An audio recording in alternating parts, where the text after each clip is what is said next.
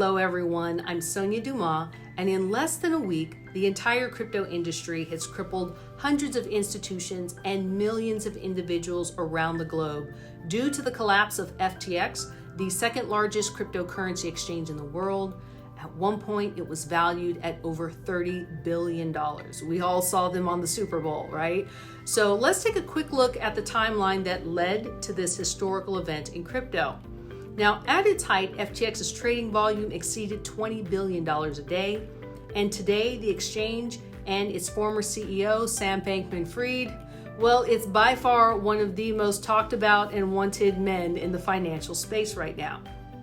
There are reported levels of fraud and crimes committed by FTX, Sam, and people connected to him that, rumor is it's likely to exceed Bernie Madoff's crimes.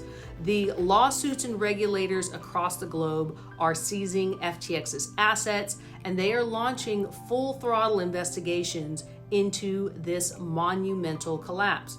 Now, we have yet to see the true collateral damage that is rippling through crypto and traditional finance. Unlike 2018, where it was limited to just crypto alone, now it's touched traditional finance as well. So let's keep some perspective that an exchange collapse does not change the future of Bitcoin and blockchain technology, but it has ramped up the need for more regulations, which we're expecting to see take center stage in 2023. So let's now dive into the timeline and let's look at what actually happened.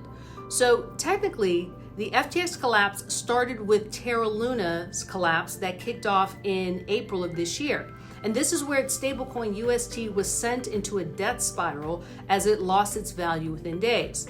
Now here's the thing, the contagion eventually would spread to the cryptocurrency hedge fund, Three Arrows Capital. That was the first domino to fall.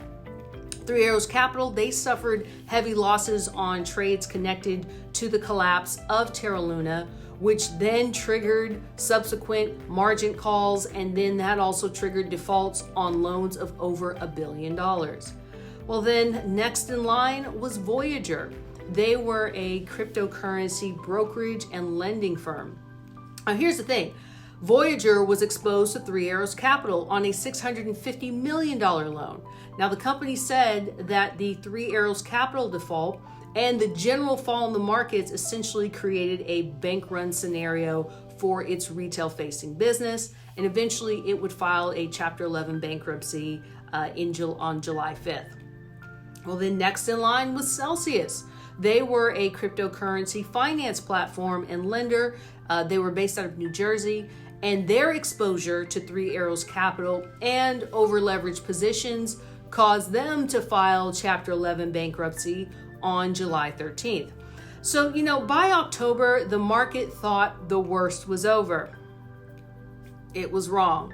Sam Bankman-Fried's trading firm, Alameda Research, reportedly owes FTX $10 billion after taking loans funded by the deposits from FTX customers.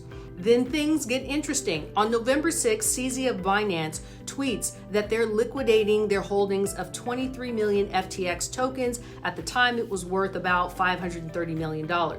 Now, to offset the impact of this liquidation, Sam offers to buy the tokens at $22 a token. Now, at that time, the token was trading around $23, and the market was relatively stable. As of now, the coins are worth less than $2. Now, things get interesting by November 7th, as Sam tells crypto Twitter, assets are fine. It's all good. There's nothing to worry about. Well, the reality is in 2022, it has made crypto a very skittish place where fear, uncertainty, and doubt can collapse a coin, a project, or a platform within hours. On November 8th, FTX tweets and agrees to sell to Binance, and it looks as if the bank run has been averted. Not really. On November 9th, after Binance sees the books, and more importantly, they see the massive hole in liquidity, CZ decides to walk away from the deal and begins to dump 23 million in FTX tokens, and the bank run kicks off. Within 72 hours, investors and traders around the globe withdrew $6 billion before assets were frozen and withdrawals were paused. Now, in tweets, Sam stated that the damage was only to FTX Global and not to FTX US.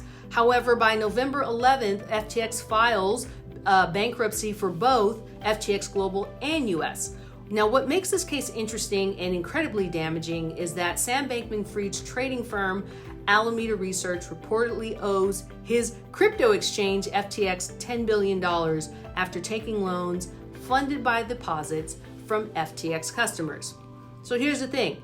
Sam had a choice to allow Alameda Research to collapse separately on its own, or use FTX customer funds to try and save his trading firm and hope that the market would recover fast enough for no one to notice.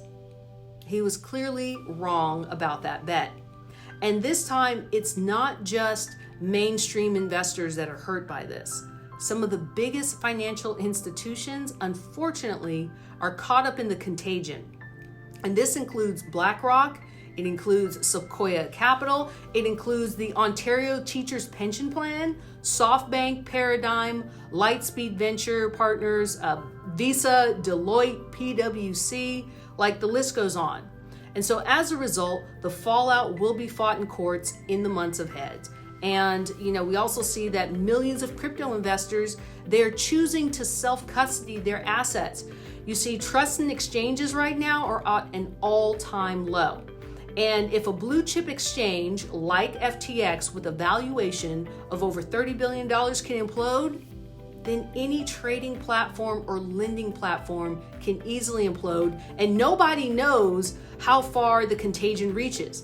Now, this reputational damage to crypto is crippling other crypto platforms, such as BlockFi. They're preparing reportedly to file bankruptcy, according to the Wall Street Journal. Also, the cryptocurrency lender has already halted the withdrawals of customer deposits, and it admitted that it has significant exposure to the now bankrupt cryptocurrency exchange FTX and its sister trading house, Alameda Research. And we don't know how many other firms fall in that category as well. The Winklevoss brothers of Gemini Exchange, well, they said they're pausing withdrawals on their interest-bearing accounts, but it doesn't really help. And so as a result, because its lending partner Genesis is also suffering from the FTX fallout. Now, even though Coinbase has claimed it has no exposure to Gemini or FTX, it hasn't stopped millions of dollars of outflows off the exchange. You see, right now, the fear of all crypto users is that no exchange or DeFi platform is safe right now. We're moving back to a period of simple buy and hold and store your crypto on your own private wallet. Not your keys, not your crypto is definitely back in style. It also shows crypto users the risk of third-party custody. This comes into question because what are the internal safeguards to prove that customer funds are not being misused? You see, many crypto exchanges, right now they're touting proof of reserves to show the solvency of their platforms. But right now, trust is damaged, and few in crypto trust anyone. The thing is, the essence of crypto is to rely on code, but it's human nature to want to trust others to do the right thing. There's nothing wrong with that. And technically, FTX did do the right things. They checked all the regulatory requirements, they filed all the paperwork, they followed the rules up until a point. And what we see is that smart people can do foolish things. It must be human nature. No level of genius is immune to greed and bad decisions. And so FTX had no external or internal checks and balances in place to ensure that customer funds were not misused. Now, we expect more collateral damage to come from this. In fact, I expect that 2022 capital losses will hit an all-time record high, and regulations are likely to ramp up in the months ahead. And we'll definitely keep you in the loop here at myCPE.